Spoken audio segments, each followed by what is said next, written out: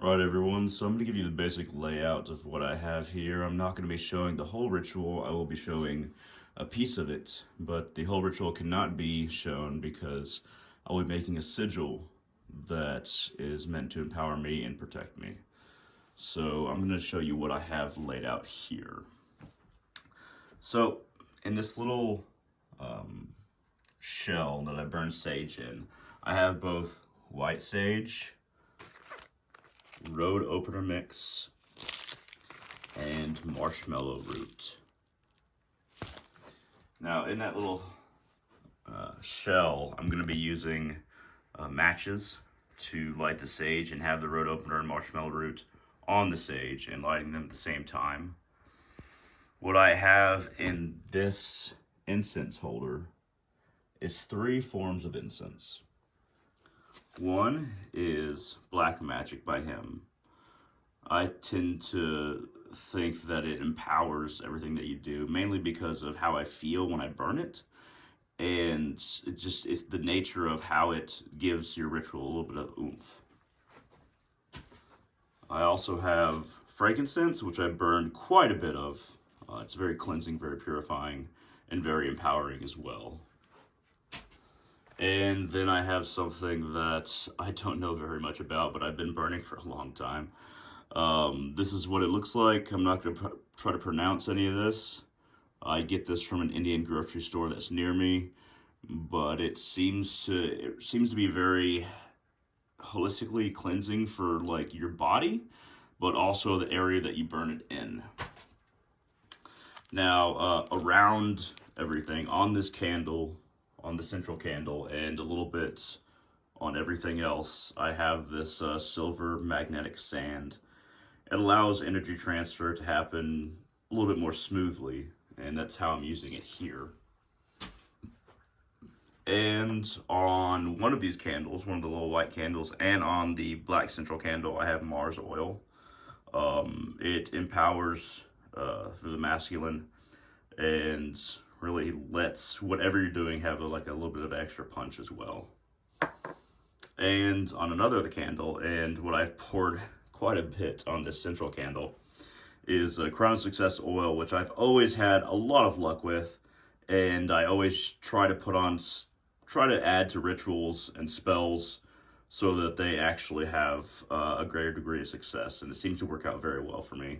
And you see that, I just had a little bit left, and I poured a lot of it onto that candle and put them on one of these little small white candles, just like I did with the Mars oil. I have scattered around from this bowl that has grave dirt in it a number of pieces of change. Some of them will be recognizable, some of them are from around the world.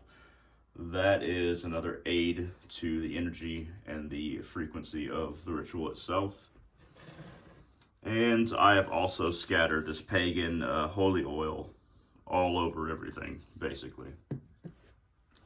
So, of course, I have, this is made by Andre Venomous, this empowering sigil. I have my Thor's hammer here that one of my best friends, Josh, gave me, and that's going to be part of the ritual. It's going to soak in some of the energy. Here I have my spell book made of handmade parchment that I will be making the sigil into. I'll be writing the sigil upon, and that will be where the empowerment and the protection kind of lies. I'm using everything else to kind of make that sigil, but also cast this spell.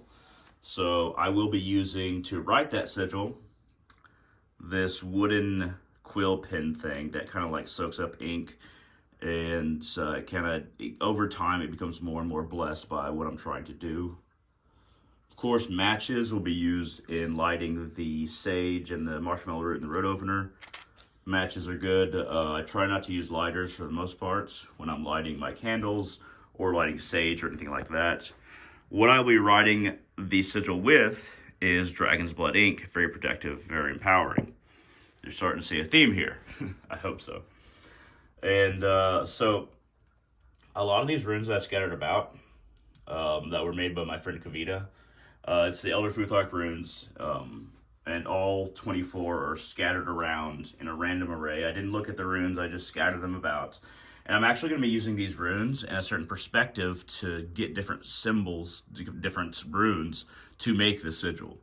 So the perspective that I choose, I'm going to use those runes to make a sigil of protection for this ritual. And this is a ritual of protection, one that I've made myself, that I've composed myself. This is my patent, my runic patent for both my working with the dead, the runes, and my path in general. I have that right there. I'm going to be placing some flammable alcohol in this copper bowl and burning that. So the reason why you see these pieces of selenite directing to different things is that it's meant to amplify everything. It's meant to channel the energy into my intent upon this candle, which is a skull and crossbones. But I've made it into a protection candle. And once again, pouring a lot of crown of success oil on it, and then sprinkling some of that silver powder and a little bit of that Mars oil. And that's been soaking in for a little while now. And that is there's copper coils inside this pyramid, and it has some red gemstone in there too. That is meant to amplify things. And you'll see a number of crystals scattered around. Now this one is quartz for healing and growth. That one right there is for money and prosperity.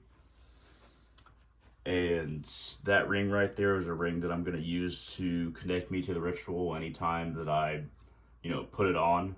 This ritual is going to empower that ring so that I may put it on. And it does have a red gemstone in it, as well as being stainless steel that's black. So you see a lot of different crystals around here. That is my Sith patent. If you don't know what a patent is, you can type in Hunter Salazar patent, Paten. Find some patent rituals. That is underneath the goddess is labradorite. I love that. It is the pedestal for the representation of the goddess that is carved out of marble. That I carved out of marble from a chunk of marble from the Parthenon. And of course we have the Chaos Star back there that kind of like helps expand the ritual both in my mind and my subconscious, and helps the energy expand outward from the ritual.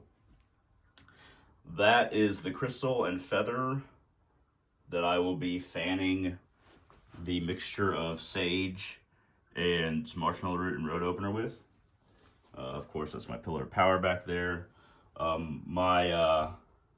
The blood column right here, that is, I've never been able to quite take it off of my shrine and make it feel okay, because I've empowered this thing so much. Of course, that's the Sigil of the Blood Moon that I've been working with recently, and that is the knife that me and my partner have been working with that sigil, as that's composed of both of our bloods.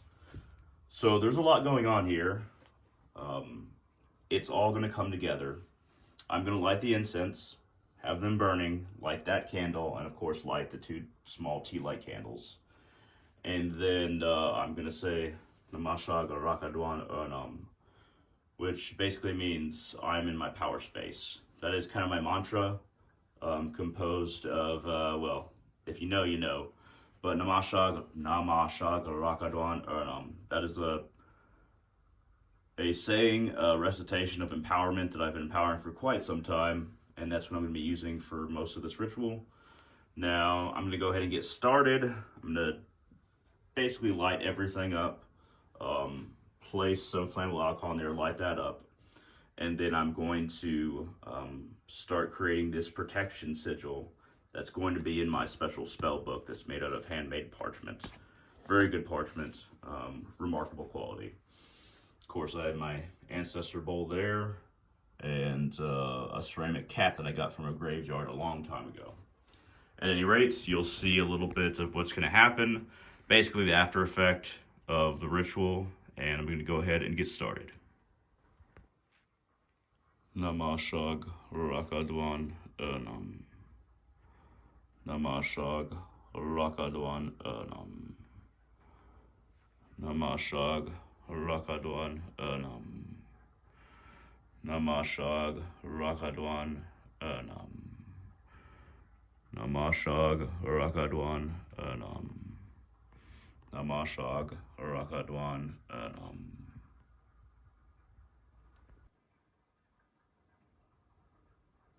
the sigil has been created.